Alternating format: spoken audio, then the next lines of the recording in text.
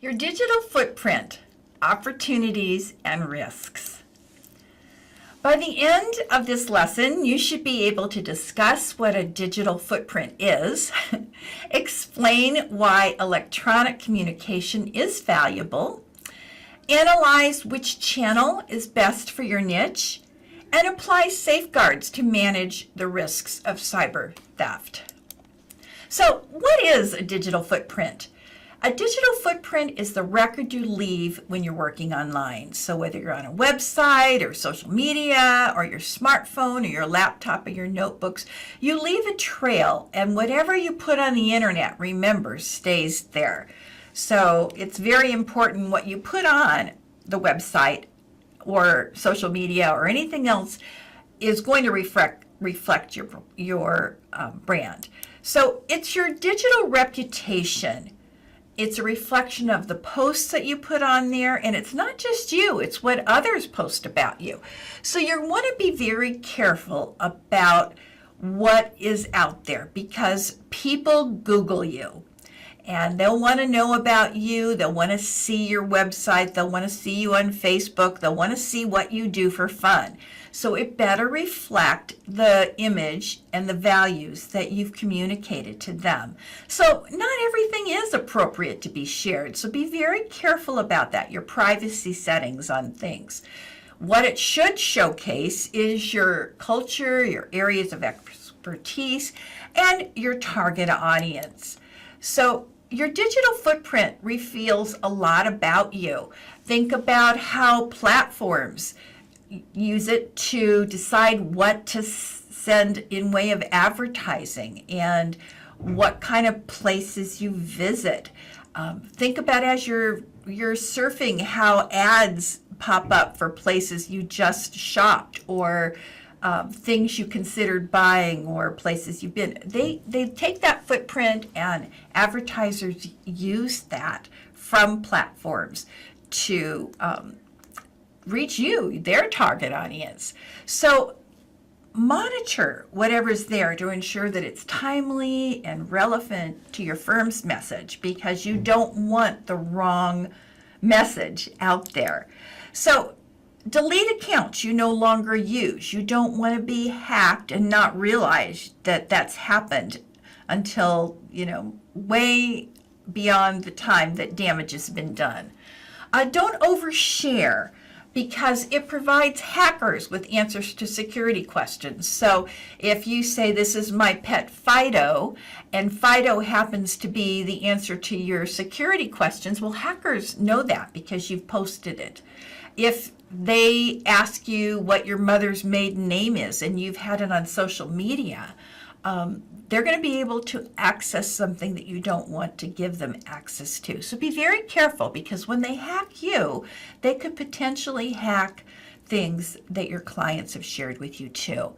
So you want to use difficult to guess passwords. And I know it's annoying, but it goes without saying that using the same password on every single site that you have is not a good idea. You should use some sort of a password software that does it for you, but you want it to be difficult to guess. You want to, like LastPass is one of them, but there's other ones out there too. They'll keep track of this for you and they'll make it a little more difficult for hackers to guess. Use a secondary email address for subscriptions and shopping online so that if you get a solicitation from something, you know it's not a client, it was from something else, and that will alert you to a possible bogus email. So it's a good idea to separate that if you can. And as I mentioned before, potential investors will run a Google search on you. You want to consider using whatever kind of media that your target audience uses. So, for example, if your broker-dealer allows it, text messages, if that's how your client communicates, might be a way to remind them about their meetings, or talk to them in real time. You do have to archive those, and you have to get written consent now before you send anything to clients for business purposes, but it's something coming up in the future. So those are things that you need to be aware of and savvy about. You might want to use updated information and timely answers to things. Think about that on your social media, where you're just posting things that would be of value to general audiences that your clients will appreciate. So it could be content, thought leadership kind of things. It could be a plan for two-way communication. And those are things you have to decide as you're setting up these platforms, because again, they have to be archived, and your firm obviously has rules about them.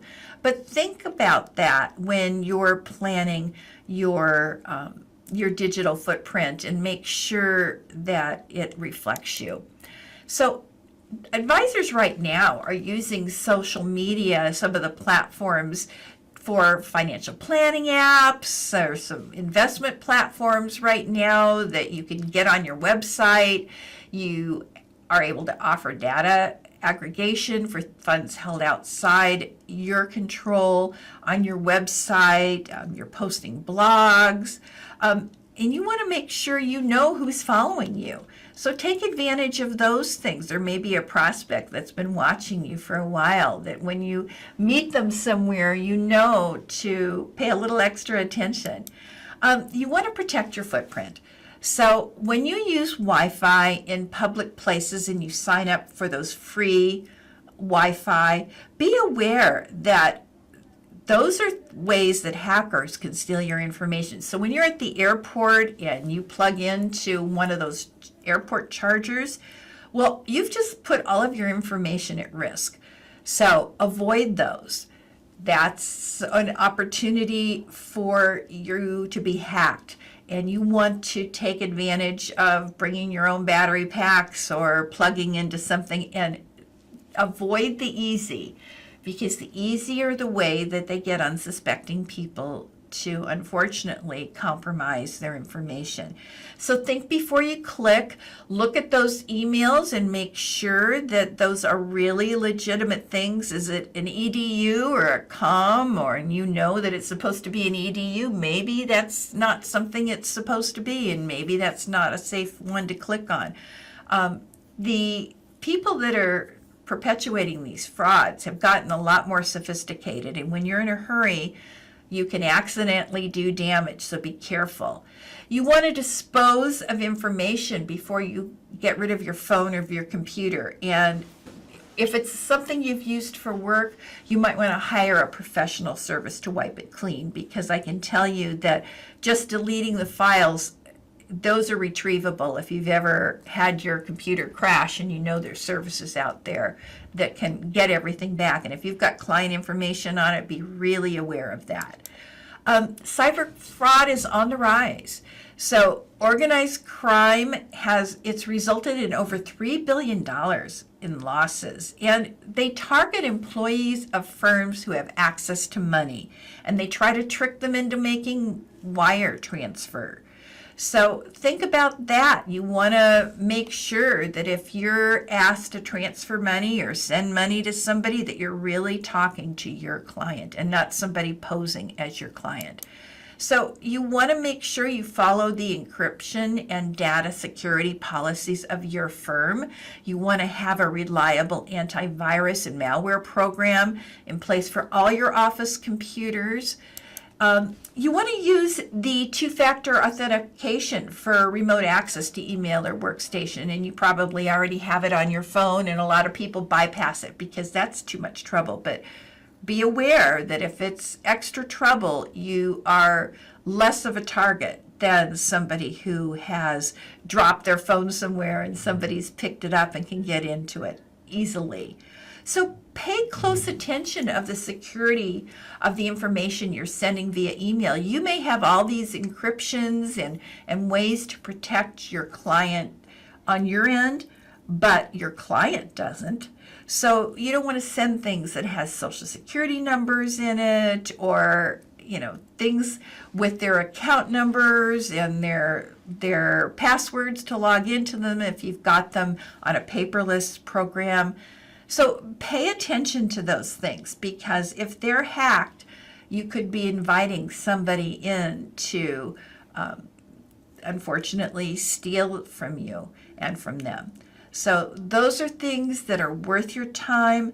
Investigate the programs out there that are available to protect you, and be aware, have a plan in place if your client is ever hacked, on how to protect yourselves and what to do. They will thank you. There are books available that you can order for free to help the client repair what has happened, and I strongly suggest that that's part of your office procedures to have that available, because it's not a matter of if, it's when. So in summary, in this lesson, you learned about what's your digital footprint and why it's important, the way advisors use social media, and the importance of cybersecurity and ways to protect your client. Thank you.